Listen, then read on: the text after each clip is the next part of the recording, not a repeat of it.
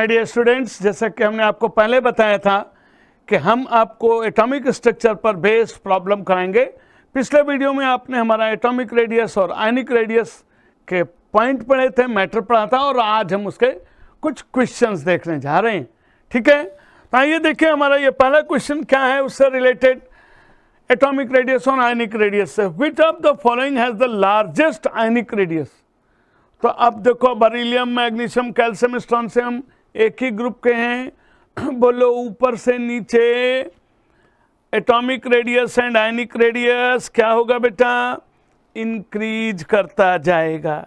तो ऊपर से नीचे हमारा जो एटॉमिक रेडियस है, जो आयनिक रेडियस है, वो क्या करेगा? ऊपर से नीचे इंक्रीज करेगा। बोलो ऊपर से नीचे इंक्रीज किया। जब ऊपर से नीचे इंक्रीज करेगा तो सबसे बड़ा कौन होगा? स्ट्रोंशियम हो गया। सिंपल सा है, सिंपल सा है। आइए दूसरा क्वेश्चन देखिए, the size of species I positive, I negative और आई के बारे में।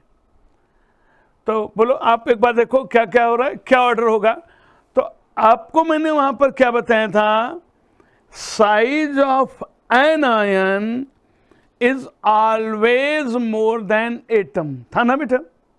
और size of cation is always smaller than atom, parent atom. जिस एटम से आपने कैटायन बनाया है उस एटम से कंपेयर करो तो कैटायन का साइज छोटा होगा। जिस एटम से आपने एनायन बनाया है तो उससे अगर कंपेयर करोगे तो एनायन का साइज बड़ा होगा।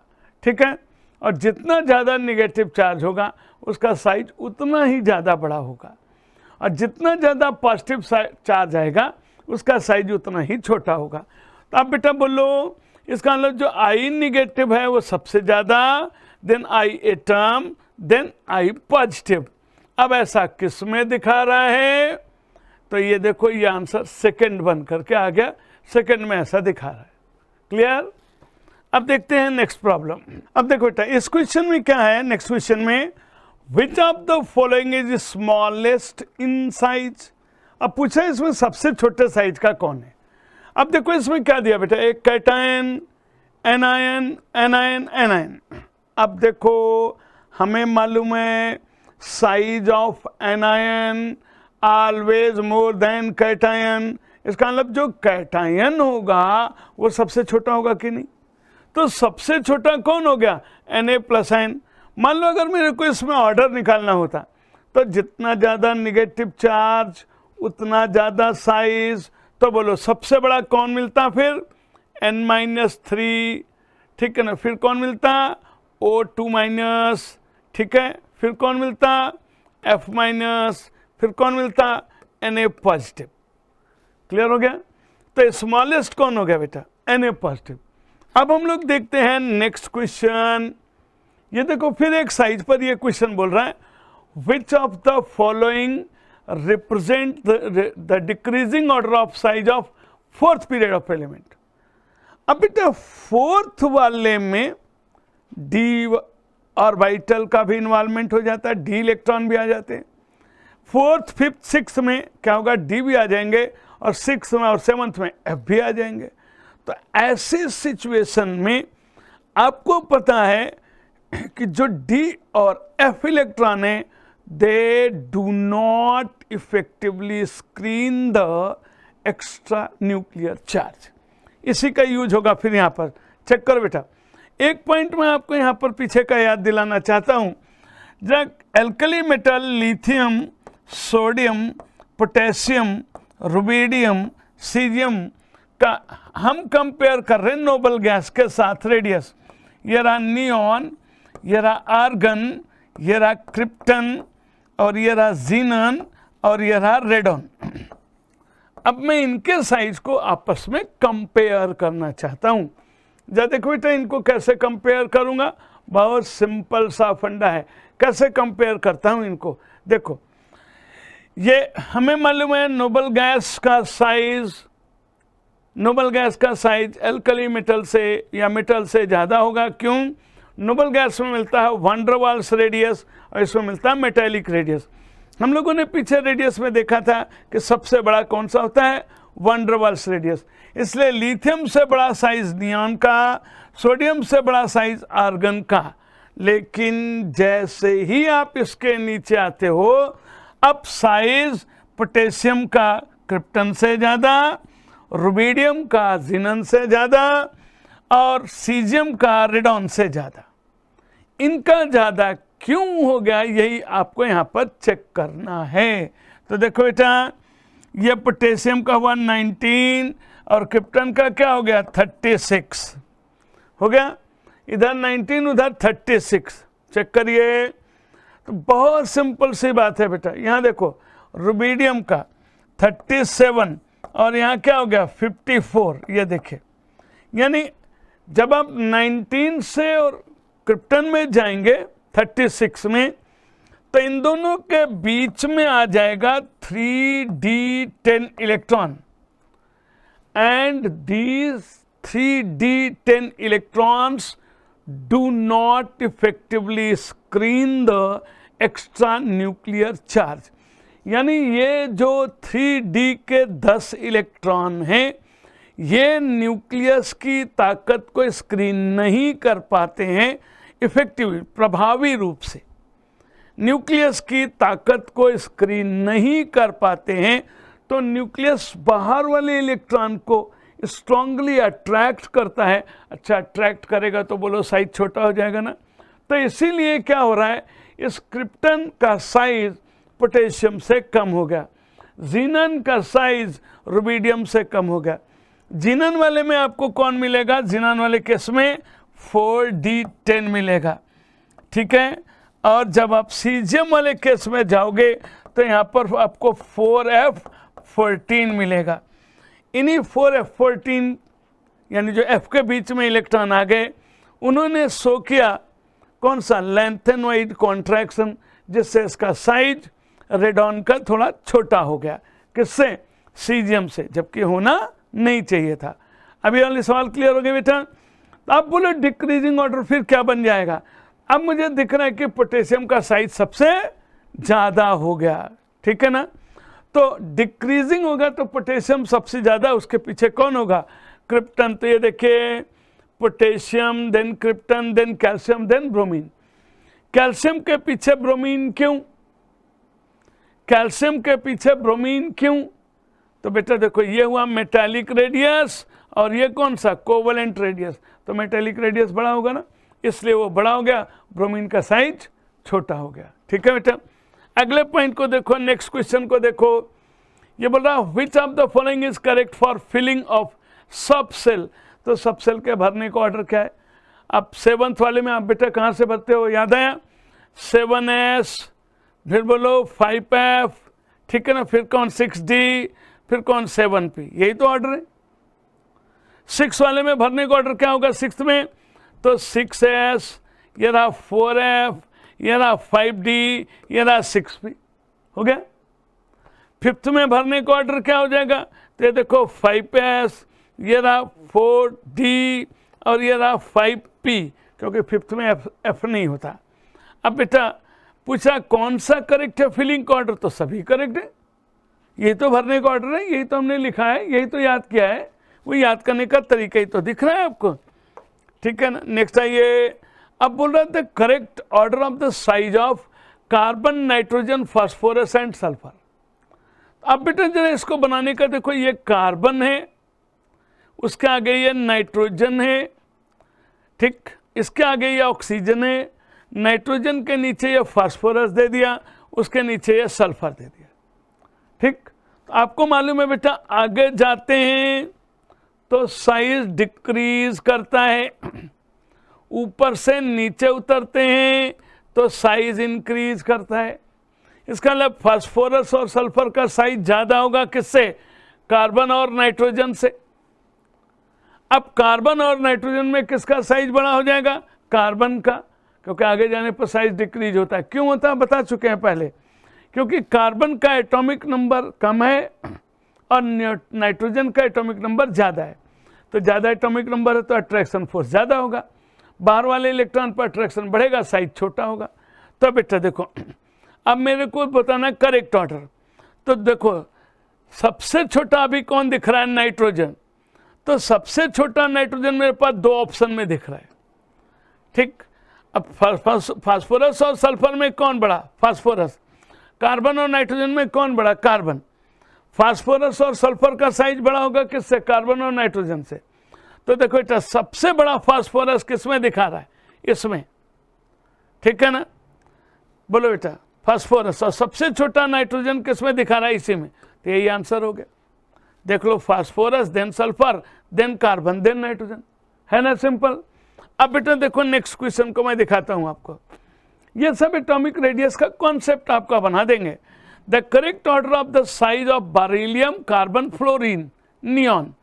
तो अब देखो, बेरिलियम, कार्बन, फ्लोरीन और नियॉन, तो मालूम है आपको नियॉन में कौन सा होगा? वन डर वाल्स रेडियस सबसे बड़ा होगा, सबसे बड़ा होगा। अब बेटा देखो, आपको मालूम है लेफ्ट टू राइट किसी पीरियड में जब आगे बढ़ते हैं तो साइज कंटिन्यूअसली डिक्रीज होता है, लेकिन नोबल गैस का साइज बढ़ जाता है। तो याद है ना? तो सबसे बड़ा कौन होगा? Beryllium, then carbon, then fluorine, लेकिन ये क्या हो जाएगा? बॉस, यानी नियॉन सबसे ज़्यादा। और किस में दिखा रहा है नियॉन सबसे ज़्यादा?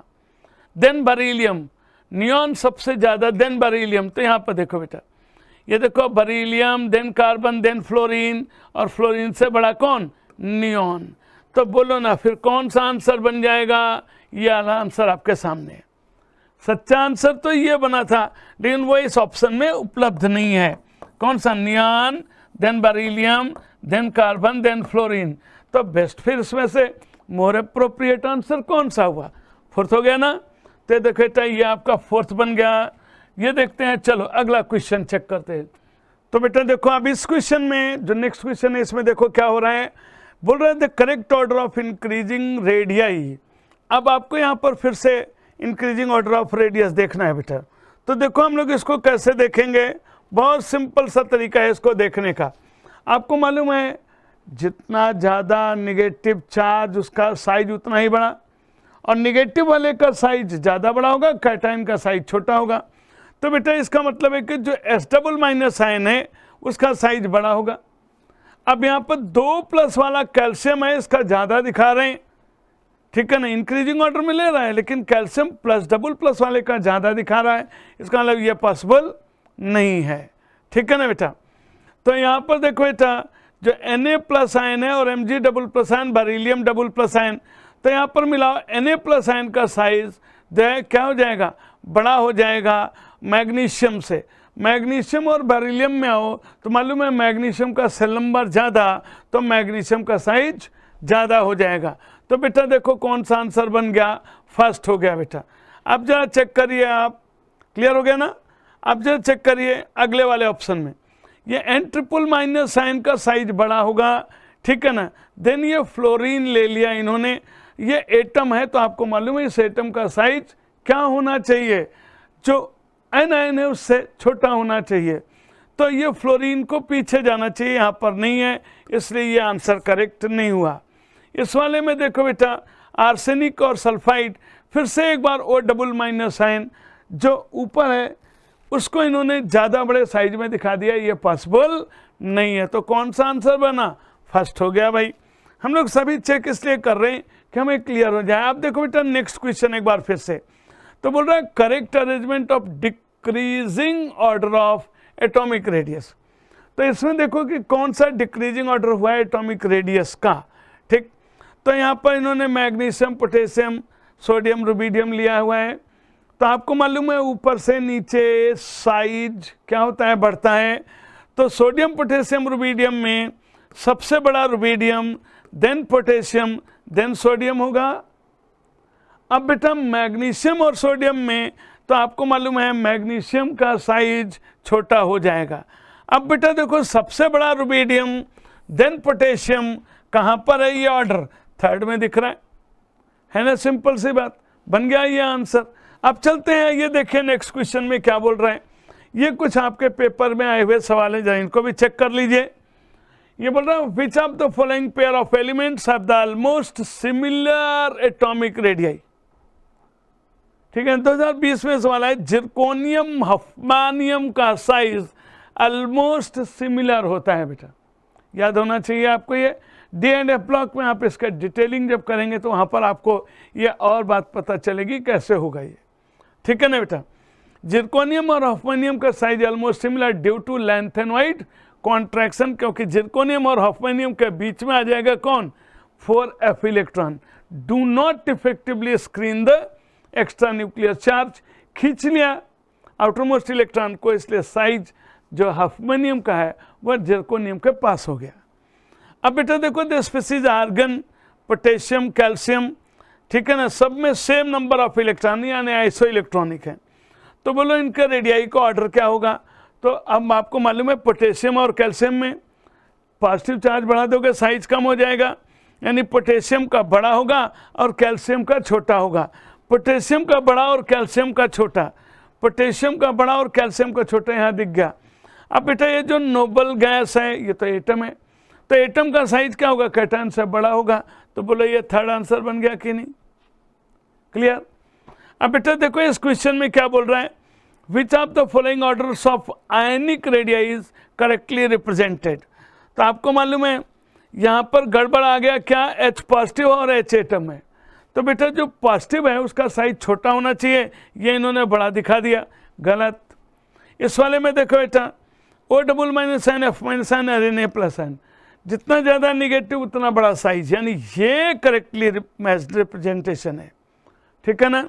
इस वाले में क्या गलती हो गई, O डबल माइनस साइन को इन्होंने पीछे कर दिया, नहीं O डबल माइनस साइन आगे होगा, क्यों, ज़्यादा निगेटिव चार्ज ज़्यादा बड़ा साइज।